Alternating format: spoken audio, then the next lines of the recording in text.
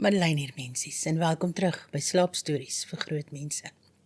Hier vertel ons Afrikaanse stories vir die stiller ure van die aand, vir wanneer jy wil afskakel, asemhaal en stadig aan wegdryf slaapland toe. Donderdagaande kuier oom Eldie by ons en sondagaande wissel ons tussen Mas Kokemoer se misdaadverhale, Mavis Ferreira wanneer sy uit Fietjieland kom en ook nou en dan 'n lekker storie.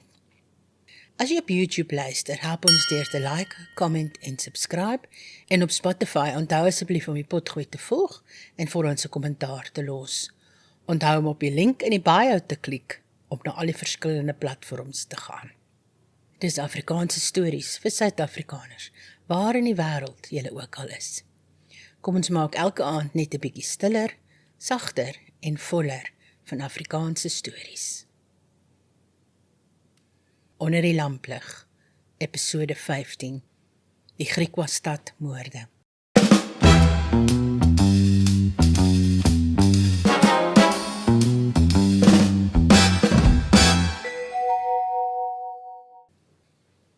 Hierdie episode handel oor moord, gesinsgeweld en die seksuele aanranding van 'n minderjarige. Geen grafiese besonderhede word gegee nie, maar luisteraars sensitiwiteit word aanbeveel. Goeienaand, ek is Marietjie Mas Kokemoer, misdaadverslaggewer, sedert die dae toe polisiebeamptes nog met pen en papier gewerk het, en ek nog nie geweet het van 'n monster energiedrankie nie.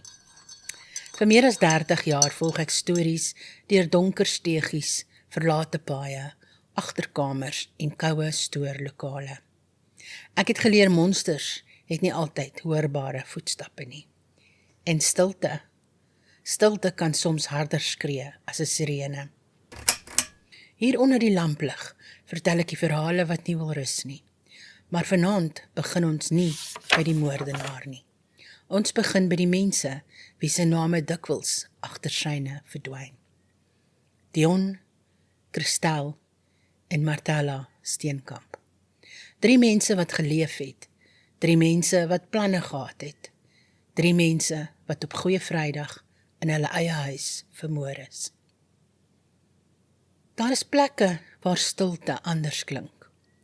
In 'n stad is stilte bloot die afwesigheid van verkeer, stemme en mense wat oor politiek in 'n WhatsApp-groep beklei. Maar op 'n plaas in die Noord-Kaap, daar leef stilte. Dit sit tussen die klippe, dit beweeg deur die droë gras, dit strek oor kilometers se veld onder 'n hemel wat so groot is, dat 'n mens skielik baie klein voel. Op die plaas Nouhoek buite Griekwastad was stilte deel van die lewe. Maar op Goeie Vrydag 6 April 2012 het daardie stilte verander. Dit was nie meer die rustige stilte van 'n plaas aan die einde van 'n dag nie. Dit was die stilte wat agterbly nadat iets verskrikliks gebeur het. Die soort stilte wat sê, hier was skote, hier was vrees. En hier lê 'n waarheid wat iemand desperaat probeer wegsteek.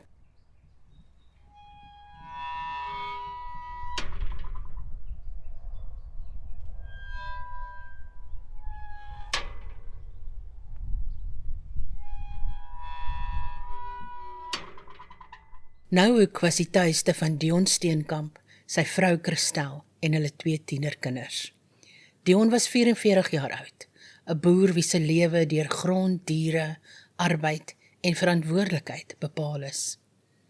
Christel was 43, 'n ma, 'n vriendin en deel van die gemeenskap. En Martella was net 14, nog 'n kind.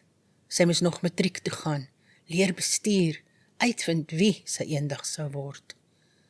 Maar Martella sou nooit groot word nie. Wanneer ons misdaadstories vertel, word slagoffers maklik tot 3 besonderhede verminder. Naam, ouderdom, doodsoorsaak. Maar 'n hele lewe pas nie in die 3 reëls van 'n polisiedossier nie.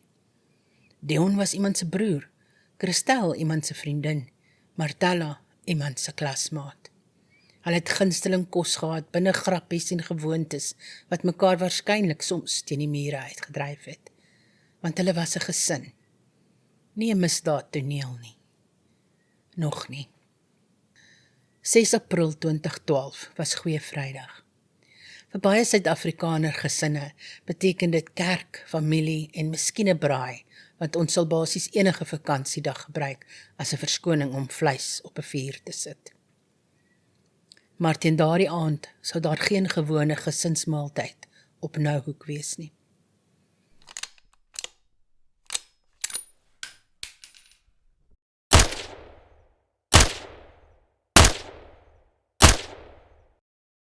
Die rustigheid van die plaas is deur geweerskote verbreek.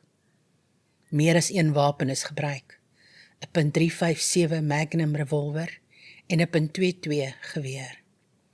Albei het aan die Steenkamp gesin behoort. Teen die tyd dat dit verby was Dion, Christel en Martella dood. Iemand het deur daardie huis beweeg. Iemand het geweet waar die wapens was. Iemand het die plek nie soos 'n vreemdeling benader nie. Maar niemand buite Nouhoek het nog geweet wat gebeur het nie. Tot Tabakkie die dorp binne gejaag het.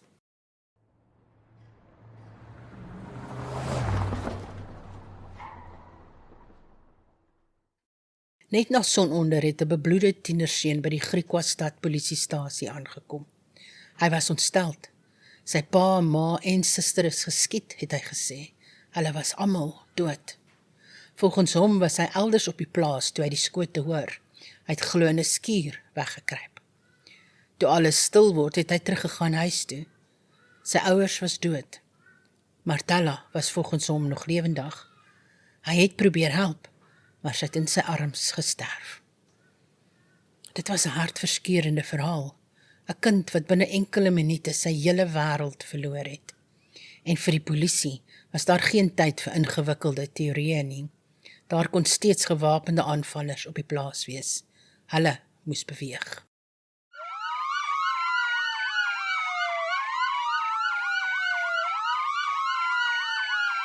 Wanneer die polisie by 'n misdaadtoneel aankom, praat die toneel voordat mense kans kry om die storie te verander.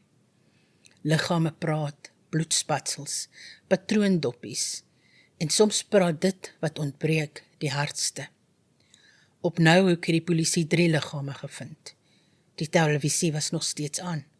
'n gewone huishoudelike geluid in 'n huis waar niks meer gewoon was nie. Maar daar was reeds vrae. Waar was die tekens van indringers? Hoe het hulle ingekom? Waarom het hulle wapens gebruik wat reeds in die huis was? En waarom het sekere dele van die oorlewendes se verhaal nie by die fisiese getuienis gepas nie? Aanvanklik kon dit trauma gewees het.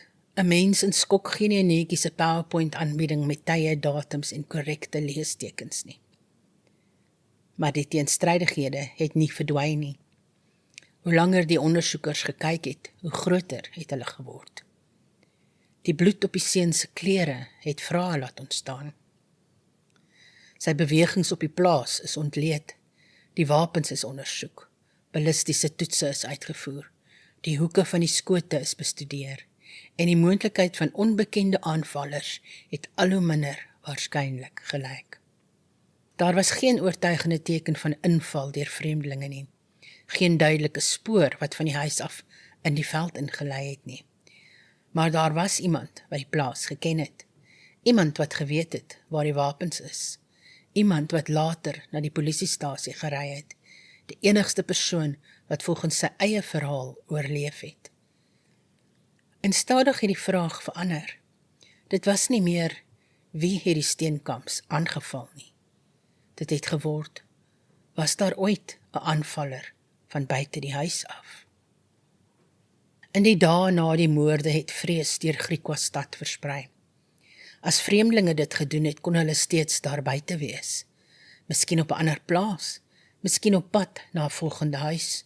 Gerugte het begin groei, en klein dorpe is uitstekende grond vir gerugte. Teen ontbyt het iemand iets gehoor. Teen middagete het iemand se neef die verdagte persoonlik gesien. En teen aandete het WhatsApp Universiteit reeds 3 doktersgrade in forensiese wetenskap uitgedeel. Maar die polisie moes by die feite bly. Die Steenkamps is met hulle eie wapens vermoor. Die toneel het nie 'n tipiese roof- of plaasaanval ondersteun nie. En die persoon wat alarm gemaak het, sy verhaal is toenemend deur die getuienis weerspreek. Vir die gemeenskap was hy egter steeds die seun wat alles verloor het. Want watter mens kyk na 'n 15-jarige kind wie se gesin pas vermoor is en dink, miskien is hy nie die slagoffer nie. Dis hier waar ons weer by Marthella moet stilstaan. Nie omdat die besonderhede van haar dood sensasioneel is nie, maar omdat sy meer verdien as om bloot die suster in iemand anders se moordsaak te wees. Marthella was 14. Die forensiese ondersoek het bevind dat sy voor haar dood seksueel aangerand is. Ek gaan nie die besonderhede beskryf nie, sy was 'n kind. Die gruwel hoef nie grafies oorvertel te word om ernstig opgeneem te word nie. Maar hierdie bevinding het die aard van die ondersoek verander. Was die gesin vermoor om 'n ander misdaad weg te steek? Het Marthella geweet wie haar aangeval het? En is sy vermoor omdat sy sou kon praat? Hierdie vraag sou later sentraal staan in die staat se saak. Weke het maande geword. Agter die skerms het speurders elke deel van die toneel probeer verstaan. Die wapens, skote, die bloed, klere, tydlyn, verklaringe. Die staat sou later aanvoer dat die aanvaller na die eerste skote teruggekeer het om verdere skote af te vuur. Nie bloot in 'n oomblik van wilde paniek nie, maar met genoeg beheer om wapens te wissel en seker te maak dat niemand oorleef nie. Dis nie soos die optrede van 'n vlugtelende vreemdeling nie. Dit het gelyk soos iemand wat tyd gehad het. Iemand wat nie bang was dat die mense in die huis hom sou herken nie, omdat hulle hom reeds geken het. Die bloed op die oorlewende se klere kon ook nie eenvoudig verklaar word deur sy bewering dat Marthella in sy arms gesterf het nie. Elke antwoord het nog 'n vraag oopgemaak, tot die ondersoekers uiteindelik na die moontlikheid moes kyk, wat niemand wou aanvaar nie. Die gevaar het moontlik nooit oor die plaashek gekom nie. Dit het dalk reeds in die huis gewoon. 4 maande na die moorde is die oorlewende gearresteer. Die seun wat bebloed by die polisiestasie opgedaag het, die kind wat gesê het, hy het in die skuur weggekruip. Die broer wat beweer het sy suster het in sy arms gesterf, is aangekla van die moorde op sy pa, ma en sussie. Hy is ook aangekla van die verkrachting van Marthella en van dwarsboming van die gereg. Omdat hy minderjarig was, kon sy naam aanvanklik nie gepubliseer word nie. Vir die publiek was hy bloot die Griquas-stadseun, die oorlewende, die beskuldigde. Maar sy naam was Don Steenkamp. Dion en Christel se eie seun, Marthella se ouer broer. Volgens die staat was daar nooit onbekende aanvallers nie. Die persoon wat die misdaad aangemeld het, was die persoon wat dit gepleeg het. Die staat het aangevoer dat Don sy pa se wapens geneem het, sy gesin vermoor en die toneel probeer laat lyk het soos die werk van buitestanders. Daarna het hy bebloed dorp toe gery en homself as die enigste oorlewende voorgestel. Hy het nie net 'n storie vertel nie, hy het volgens die staat 'n rol vertolk. Die traumatiese seun, die broer wat sy sterwende suster vasgehou het, die kind wat alles verloor het. En mense het hom geglo. Want soms is die doeltreffendste leuen nie een wat perfek vertel word nie. Dit is een wat niemand emosioneel gereed is om te bevraagteken nie. Die saak is in die Noord-Kaapse Hooggeregshof aangehoor. Don was net 15 jaar en 8 maande oud toe die Steenkamps vermoor is. Die hof moes sy ouderdom en ontwikkeling oorweeg. Maar aan die ander kant was daar 3 dooie mense. Een van hulle, 'n 14-jarige meisie. Die feit dat die beskuldigde 'n kind was, het nie die slagoffers minder doodgemaak nie. Dan het skuld ontken.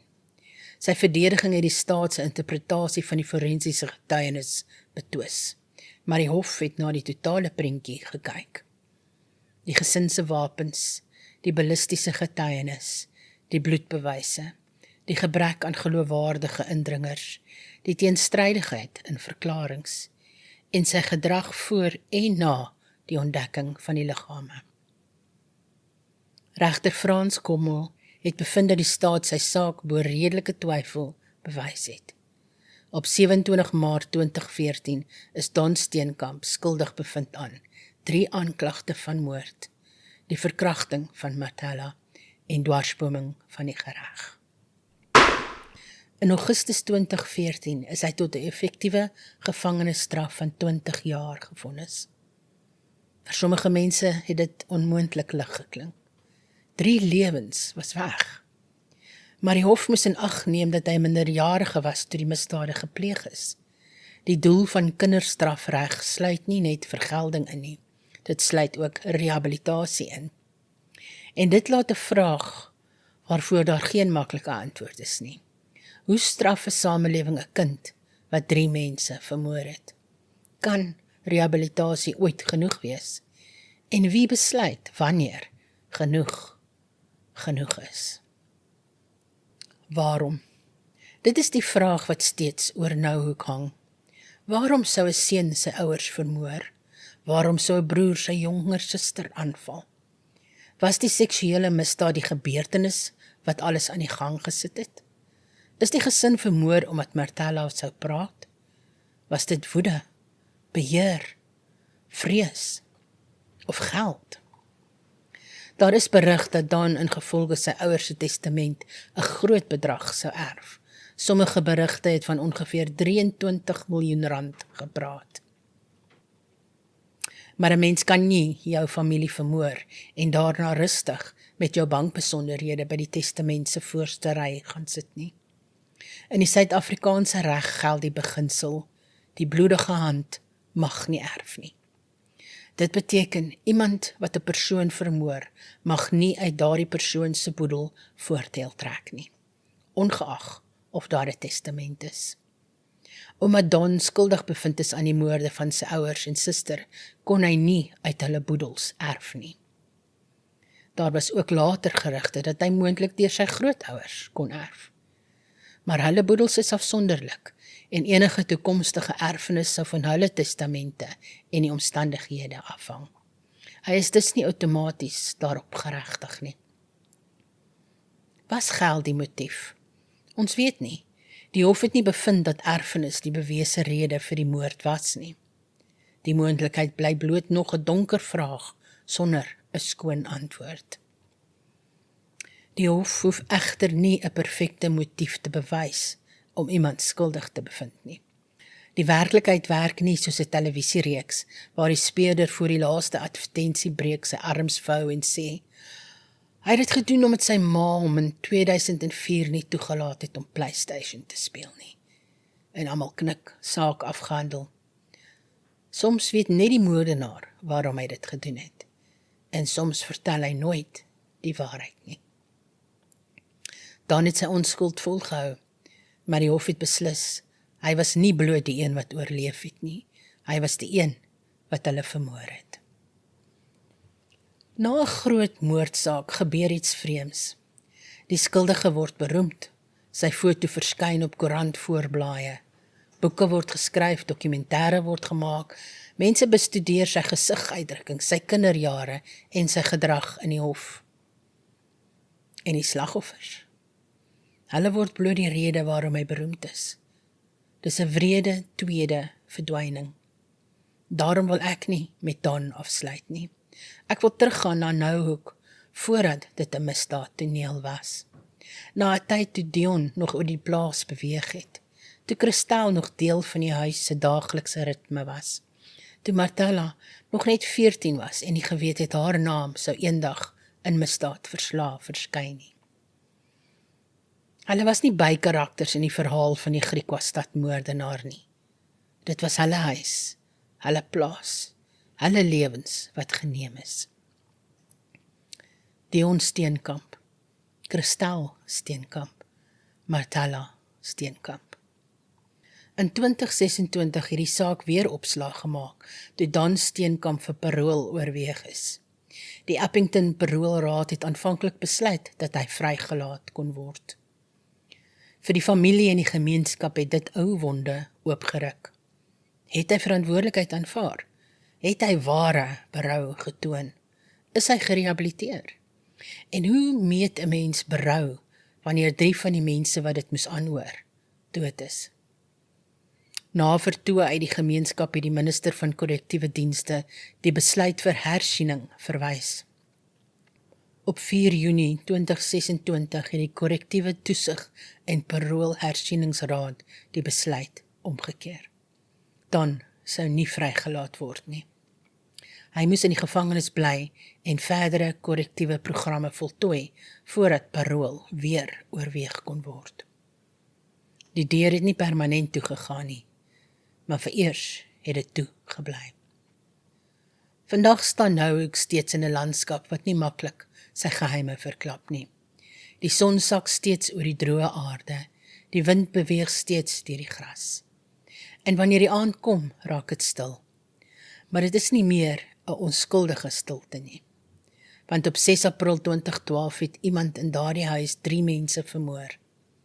Daarna het hy in sy pa se bakkie geklim, dorp toe gery, by die polisiestasie ingestorm en gesê, hulle is almal dood. Dit was een van die min dinge wat hy daardie aand gesê het, wat heeltemal waar was. Dion, Christel, Martella, nie net slagoffers nie, mense, 'n gesin, 3 lewens wat onderbreek is, en 'n plaas wat nooit weer net stil sou wees nie. Dit was onder die lamplig. Ek is Maz. En onthou, soms kom die gevaar nie deur 'n oop venster nie. Soms breek dit nie 'n slot nie. Soms trap dit nie modder van buite af op die vloer nie. Soms ken dit die huis, weet waar die wapens gebêre word. En soms sit dit reeds saam met jou aan tafel. Onder die lamplig, geskryf en voorgelees deur Madeleine Skoombie, 'n produksie van Slaapstories vir groot mense.